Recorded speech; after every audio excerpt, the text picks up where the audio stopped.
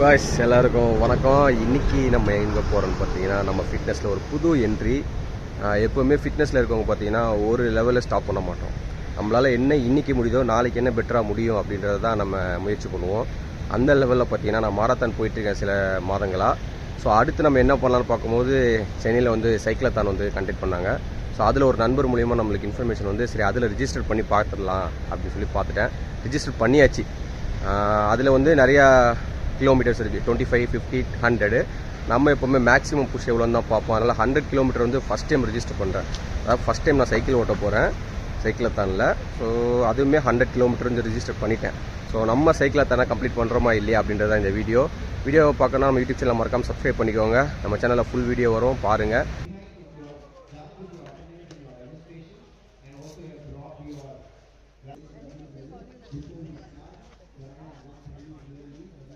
சின்ன energy activity பண்ண போறேன். ஓகே, பண்ணலாமா இல்லையா? S, no.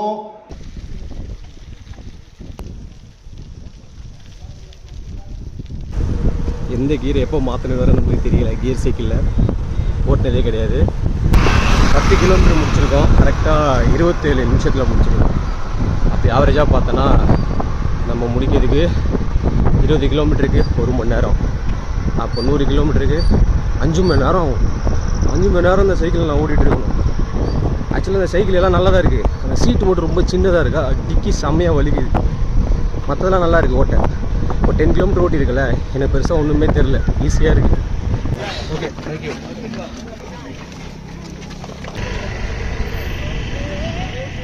ஆக்சுவலாக பார்த்தீங்கன்னா பன்பர் ஜாமு ப்ரௌனிலாம் கொடுக்குறாங்கப்பா. ஆக்சுவலாக hydration support first hydration support கரெக்டாக எத்தனை 13 கிலோமீட்டரில் வச்சுருந்தாங்க. சும்மா சொல்லக்கூடாது.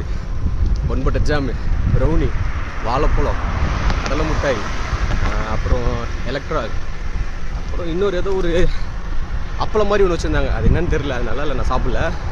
நல்லா ஒரு 3 பன்பட்டர் ஜாமையும் ஒரு 2 ப்ரௌனியும் 2 வாழைப்பழத்தையும் வயிற்றுக்குள்ளே விட்டுட்டு அடுத்து நம்ம பயணத்தை 100 கிலோமீட்டர் பயணத்தை தொடங்கிட்டோம். எனக்கு பின்னாடி பாருங்கள், சன்ரைஸ் தெரியுது பாருங்கள். நார்மல் பீப்புள் சன்ரைஸை பார்க்க நீங்கள் எழுந்து வருவீங்க. ஆனால் ஃபிட்னஸில் இருக்க நாங்கள் சன்ரைஸ் எங்களை பார்க்க இதோ பின்னாடி பாரி எழுந்து வரும். வெற்றிகரமாக 20 கிலோமீட்டர் கடந்துட்டோம். எனக்குள்ளே எனர்ஜி பார்த்தீங்கன்னா அப்படியே தான் இருக்குது. ரொம்ப டயர்ட்லாம் நான் ஆகலை. ஹார்ட் ரேட்டும் பார்த்தீங்கன்னா 125 தான் இருக்குது இப்போ வரைக்குமே. ஏன்னா இப்போ சைக்கிளிங் போகிறவங்கிட்டலாம் நான் கேட்டேன் அப்படியே ரன்னிங்லேயே. அவன் சைக்கிள் என்னென்னா 50,000ன்றான், 75,000ன்றான், சில பேர்லாம் 1 லட்சம் 1.5 லட்சம்ன்றான். ஒரு சைக்கிளாக இவ்வளோ விலை இருக்குன்ற மாதிரி நம்மளுக்கு தோணுது. இன்னொருத்தன் கேட்டால் அது அக்சசரிஸ் மட்டுமே 30,000 40,000 மாட்டிருக்குன்றான். எனக்கே ஷாக்கிங்காக இருக்குது. இவ்வளோ காசுலாம் கொடுத்தாப்பா சைக்கிள் வாங்கி ஓட்டுறீங்கன்னு. என்ன டவுட்னா, அவ்வளோ காஸ்ட்லியாக சைக்கிள் வாங்கி வச்சுருக்காங்க. ஆனால் அந்த சைக்கிளில் பின்னாடி ஒரு மக்காடு மாட்டிருக்கலாம். ஏன்னா எல்லாரோட டிஷர்ட்லேயும் சேர் அடிச்சு தான் இருக்குது, அசிங்கமாக இருக்குது. இன்னொன்று ஒரு பெல்லு மாட்டிருக்கலாம். எனக்கு கொடுத்த அந்த 2 சைக்கிளில் கூட பெல்லு இல்லை. ஏதாவது ஒன்று பெல் அடிக்கணும் என்ன பண்ணுவாங்கன்னு தெரியல. ஃப்யூச்சரில் முடிஞ்சால் நம்மளும் ஒரு சைக்கிள் வாங்கலாம். அவ்வளோ காசுக்கு இல்லை, ஒரு மினிமம் பட்ஜெட்டுக்கு ஒரு நல்ல ஒரு ரோட் பைக் ஒன்று வாங்கலாம். ஓகேவா? ஸோ போயிட்டுருக்கோம். 1 ஹவருக்குள்ளேயே 20 கிலோமீட்டர் முடிச்சிருக்கோம். நம்ம டைமிங் வந்து 5 ஹவர்ஸு. கரெக்டாக அந்த டைமிங் தான் போயிட்டுருக்கோம். ரோடும் தரமாக இருக்குது. அதனால தான் சைக்கிளிங் பண்ணுறதுக்கு எல்லோரும் ஈஸியாக வருவாங்க. பொழுது அண்ணன் காலையிலேயே ஒரு கோழியை கைமா பண்ணுறாப்புல சண்டேயில். காய்ஸ் தெரியுதா, ஹைட்ரேஷன் சப்போர்ட் வந்துருச்சு. நம்ம வேட்டையை ஆரம்பிப்போம். என்னடா இது ஹைட்ரேஷன் சப்போர்ட் இவ்வளோ தானே இருக்குன்னு தெரிஞ்சிருந்தேன்னா காலையிலேயே சாப்பிட்டு வந்துருக்க மாட்டேனே. இங்கே என்னன்னா இங்கே சாப்பிட்டே அவ்வளோதானே இருக்கும் போலுக்கு. இப்போ ஏதோ இந்த லட்டுலாம் ப்ரோட்டீன் லட்டு மாதிரிலாம் வச்சுருந்தாங்க.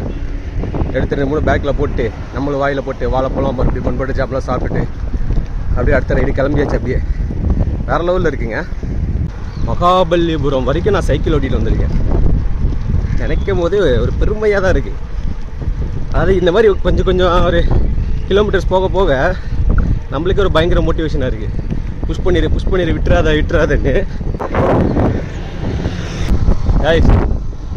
30 கிலோமீட்டர் முடிச்சாச்சு. 1.5 மணி நேரத்தில் முடிச்சிருக்கோம். கரெக்ட் டைமிங்கில் போய்கிட்டு இருக்கோம் நம்ம டார்கெட்டுக்கு. அதாவது எனக்கு பின்னாடியும் பார்த்தீங்களா தள்ளி தான் அழுகுறாங்க. எனக்கு முன்னாடியும் ஆள் தெரிய மாட்டாங்க, கொஞ்சம் தள்ளி போயிட்டுருக்காங்க. ஸோ வந்து நம்ம வந்து ரேஸ் ஓட்டல, இவங்கள ஓவர்டேக் பண்ணணும் அவங்கள ஓவர்டேக் பண்ணணும்.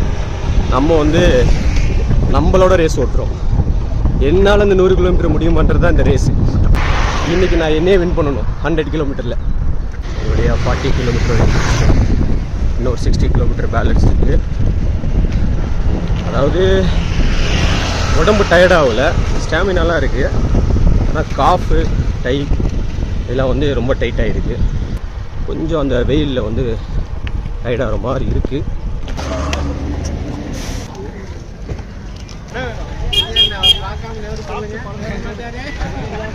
ஓகே காய்ஸ், மறுபடியும் பைக்கையும் பேக்கையும் ஃபில் பண்ணிவிட்டு ரிட்டர்ன் கிளம்பிட்டோம். இப்போ பார்த்தீங்கன்னா 50 கிலோமீட்டர் வந்து கம்ப்ளீட் பண்ணியிருக்கோம். பார்த்தீங்களா, இதான் அண்ணாச்சி வீடு. ஸோ அண்ணாச்சி வீடு வரைக்கும் வந்திருக்கேன். இதெல்லாம் வந்து நான் ஒரு டைமில் மறக்காமல் என் ஃப்ரெண்டு வீட்டுக்கு போகும்போது இந்த சைடில் ஒரு தூரம் வருவோம், கார்லேயும் பைக்லேயும். இப்போ பார்த்தா சைக்கிளில் வந்திருக்கேன் அண்ணாச்சி வீடு வரைக்கும். ஓகே, 50 கிலோமீட்டர் நம்மளுடைய பயணம் எப்படி இருந்ததுன்னா, லாஸ்ட் ஒரு 10 கிலோமீட்டர் கொஞ்சம் டஃப்பு. ஏன்னா இந்த ரோடு கொஞ்சம் சரியில்லை. இந்த சைக்கிளில் பார்த்தீங்கன்னா சஸ்பென்ஷன்லாம் இருக்காது. வந்து எடுத்துக்கிற இம்பேக்ட் வந்து அப்படியே உங்களோட ஆங்கிளில் கிடைக்கும். ஸோ அதனால் உங்களோட ஆங்கிள் வந்து பெயின் ஆகும். அது இஷ்யூவாக என்னன்னு எனக்கு தெரியல. நார்மலாக நம்ம வச்சுருக்க சைக்கிளெல்லாம் முன்னாடி ஒரு சஸ்பென்ஷன் இருக்கும், இது இல்லை. நம்மளுக்கு இந்த பைக்கை பற்றி தெரியாது, இந்த ரோட் பைக்கை பற்றி தெரியாதனால நம்மளுக்கு தெரியல. அதனால் எனக்கு ஆங்கிள் வலிக்குது. இருந்தாலும் எனர்ஜி ஏற்றியாச்சு. ரிட்டர்ன் 50 கிலோமீட்டர் முடிப்போம். 60 கிலோமீட்டர் முடிச்சிட்டோம். பட் ஆனால் ஒரு 4 மினிட்ஸ் எக்ஸ்ட்ரா ஆயிடுச்சு. இப்போ தான் நம்மளுக்கு ரியல் விஷயம் நம்மளுக்கு தெரிய போகுது, நம்ம எந்த அளவுக்கு ஸ்ட்ராங்குன்றது நெக்ஸ்ட்டு 40 கிலோமீட்டரில் தெரியும். ஆனால் நான் கிவ் அப் பண்ண மாட்டேன், கண்டிப்பாக முடிச்சுடுவேன், முடிச்சு காட்டுவேன். எல்லாருமே கொஞ்சம் கஷ்டப்பட்டு தான் ஏறுறாங்க. நான் ஆல்மோஸ்ட் எல்லோரும் ஒரு 70 கிலோமீட்டர் வர போகிறாங்க. எல்லாருக்குமே ஸ்டெமினா கம்மியாக தான் இருக்கும். எனக்கு அப்படி தான் இருக்குது. ஆனால் நம்ம நார்மல் சைக்கிளில் ஏறுற மாதிரி இல்லை. இந்த சைக்கிளில் ஓரளவு பெட்டராக இருக்குது கம்பேர் டு நார்மல் சைக்கிளால். கண்டிப்பாக இந்த பிரிட்ஜை வந்து ஏற முடியுமான்னு தெரியல. இந்த சைக்கிள் இந்த கியர் ஆப்ஷன்லாம் இருக்கிறதுனால கொஞ்சம் ஈஸியாக தான் இருக்குது. இருந்தாலும் கொஞ்சம் கஷ்டப்படும். ஒரு வழியாக பிரிட்ஜோட சென்டர் வந்துட்டேன். கியர் இருக்கிறதுல எவ்வளோ பெரிய அட்வான்டேஜ் இருக்குதுன்னு இந்த சைக்கிளை ஓட்டுறதுக்கப்புறம் தான் செம்மையாக இருக்குது. எவ்வளோ டை வந்து கஷ்டமாக இருக்குன்னு, அதாவது நம்ம எவ்வளோ கஷ்டம்னு நினைக்கிறோமோ அதை வந்து இந்த சைக்கிள் வந்து ரொம்ப ஈஸியாக்கி கொடுக்குது. சூப்பர் எக்ஸ்பீரியன்ஸாக இருக்குது எனக்கு இந்த பிரச்சனை. இப்போ போகும்போது வந்து ஃபுல் ஸ்டாமினா இருந்தது, அதனால் நான் ஏறிட்டேன். ஆனால் இப்போ செம்ம டயர்டு. ஆனாலும் அந்த கியர் ஷிஃப்ட் பண்ணி ஈஸியாக ஏறிட்டேன். இப்போ வந்து ஃபுல் டவுன்னால அப்படியே சல்லுன்னு போகுது. Jolly jolly jolly. லைட்டாக மசில்லாம் பெயிண்டாக இருந்ததுனால ஒரு ஸ்ப்ரே அடிச்சுட்டு அப்புறம் உள்ள பிரேக்ஃபாஸ்ட் கொடுத்தாங்க. அதையும் ஒரு பிடிச்சிட்டு இட்லி, பொங்கல், வடை, கேசரி எல்லாம் இருந்தது. ஃபுல்லாக வயிற்றில் ஏற்றிட்டு நம்ம பயணத்தை தொடர்ந்தாச்சு. 70 கிலோமீட்டர் கம்ப்ளீட் பண்ணிட்டோம். இப்போ 7 நிமிஷம் அதிகமாகிடுச்சு. அப்போ நம்மளுக்கே தெரியாமல் நம்ம ஸ்பீடு வந்து கம்மியாகும். இருந்தாலும் பரவாயில்ல. இப்போ தான் பெட்ரோல் ஏற்றணும், பிரேக்ஃபாஸ்ட்டை முடிச்சோம். அதனால் இன்னும் 30 கிலோமீட்டர் இருக்குது. நம்ம டார்கெட்டு 5 ஹவரில் முடிச்சு காட்டணும். ஓகே, ஒன்றும் இல்லை, வலி உள்ளே இருந்தாலும் மூஞ்சில் தெரியாது. எனக்குலாம் 70 கிலோமீட்டர் ஈஸியாக தான் இருந்துச்சு. அடுத்த ஒரு 30 பார்த்துருவோம். 80 கிலோமீட்டர் முடிச்சிட்டோம். 4 ஹவர். செம்ம டீஹைட்ரேட்டு. ஏன்னா செம்ம வெயில் அடிக்குது. என்னோட 90 கிலோமீட்டர் முடிச்சிட்டேன். மெரின் யூனிவர்சிட்டி வந்துட்டோம். இன்னும் ஒரு 2.5 கிலோமீட்டர் மட்டும்தான். டங்கு கிழிஞ்சிருச்சு. காய்ஸ் 100 கிலோமீட்டர் கம்ப்ளீட் பண்ணிட்டோம். வெற்றிகரமாக எண்டு பாயிண்ட்டுக்கு வந்தாச்சு. வெற்றிகரமாக முடிச்சாச்சு 100 கிலோமீட்டர். ரொம்ப டஃப்பாக தான் இருந்தது. 100 kilometre finishing point. Thank you. Complete பண்ணிட்டோம் ஒரு வழியாக. அடுத்த மெடல் வாங்க போகிறோம்.